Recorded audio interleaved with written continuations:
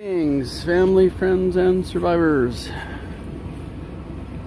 Just making sure the log deck's getting covered good. And it looks like I'm gonna have to give this thing a bump.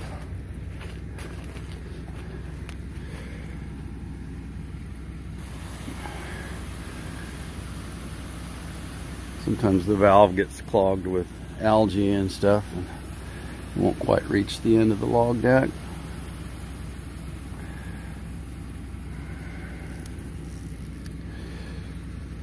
Yeah, I think that looks pretty good. Well, it's supposed to be getting warmer, which means it's going to rain, and they say there's a series of storms coming in. The snow level's getting lower and lower, so it's about 2,500, which is at the top up there. And I don't think we're going to get it here for another few days anyway. Isn't that beautiful?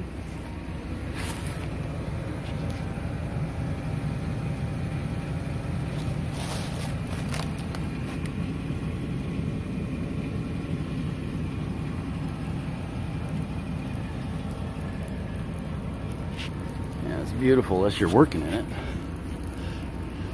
All right, going up the mountain today to work on our neighbor's generator, and their propane refrigerator died, so we're going to see if we can get them going.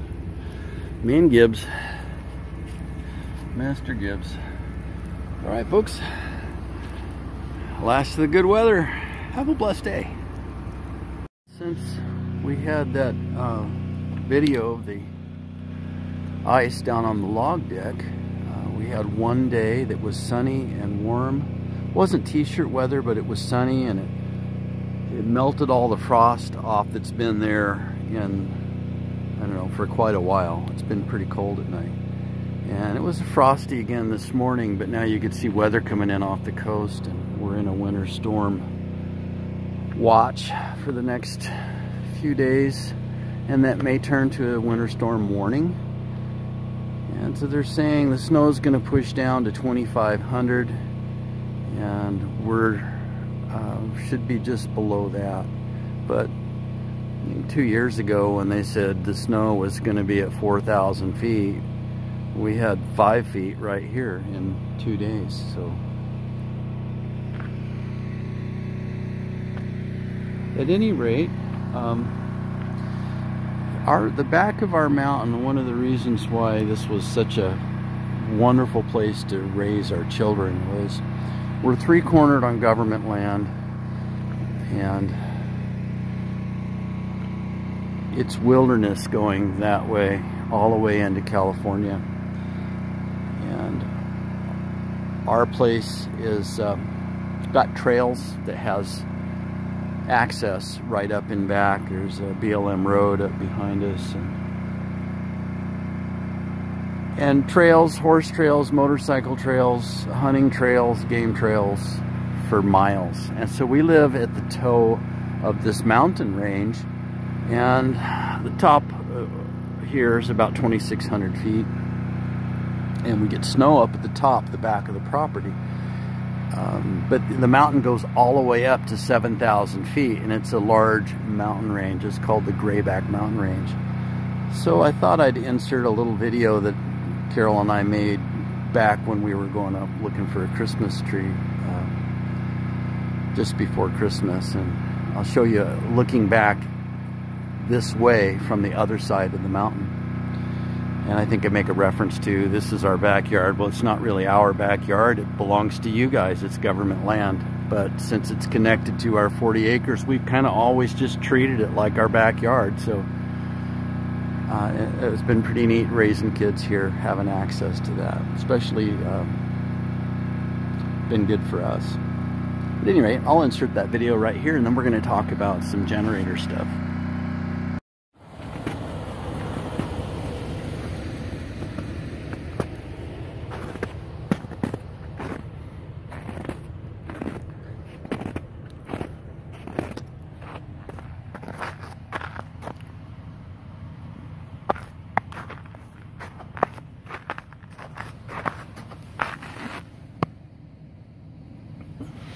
Yesterday, well,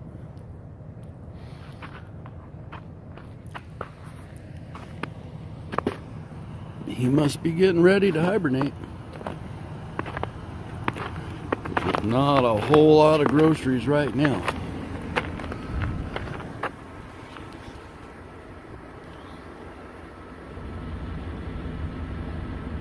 Friends, family, and survivors. Well, we're just down the road from the house, and this is what our backyard looks like. The back of our place just comes right up here. Wilderness. And kids grew up here. This was their backyard, and out there in the mountain range in the distance is the Kalmiopsis, and that's just pure wilderness with no roads all the way to the coast. Nothing but Sasquatch. Just Sasquatch. Sasquatch Alley, you betcha. In fact, not too many miles from here, there is Oregon's only true state-mandated official Sasquatch trap. Yepper. Anyway, it's really icy under this. I probably ought to put both hands on the wheel.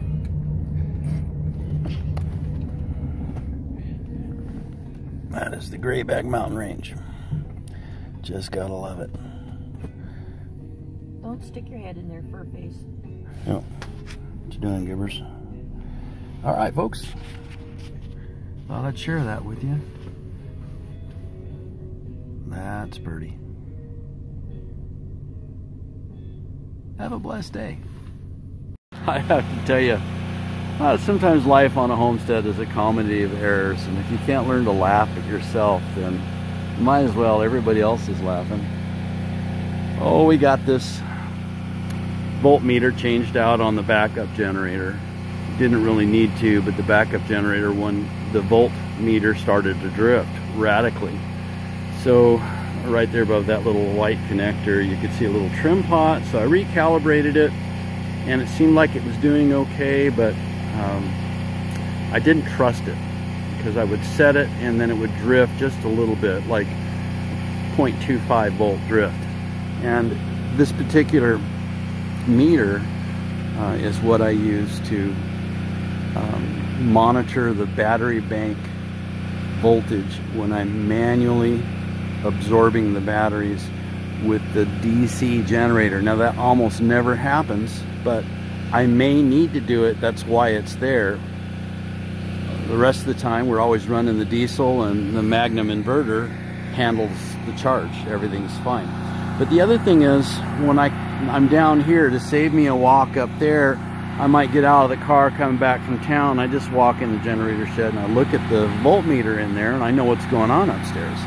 In fact, this morning I already knew the batteries were going to be at 85% state of charge without going up there, because I looked at the voltage down here. So it's kind of convenient, and it's 1/10 of a watt or something like that. So I just leave it on.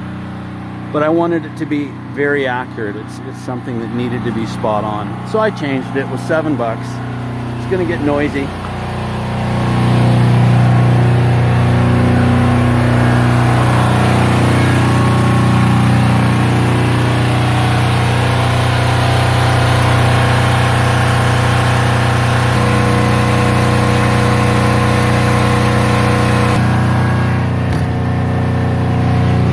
So you can see the reason for the soldering iron when you're using a sense wire that's critical. It's really good to have a soldered connection, because a slightly oxidized connection from a Stay-Con crimp or maybe a small wire nut, sometimes especially working with DC and you have different metals, then you can get some oxidation, and that's just enough to throw your voltage off when you're talking about a sense wire. So it's better to solder them.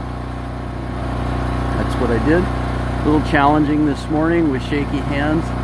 I used to be pretty good at soldering stuff, soldering stuff in high wind, cold conditions, mill riding at a ski area for years.